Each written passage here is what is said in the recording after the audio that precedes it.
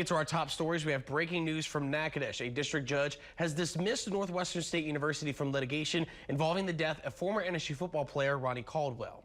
KALB has learned that in a court ruling in Natchitoches Parish, NSU is no longer involved in a wrongful death lawsuit, which was filed by Caldwell's family on his behalf. Despite opposition from plaintiffs, Natchitoches Parish Judge Lala Sylvester issued the ruling on November 14th. According to Natchitoches Police, on October 12, 2023, Caldwell was shot and killed at his apartment complex and was pronounced dead by the coroner's office after suffering from multiple gunshot wounds.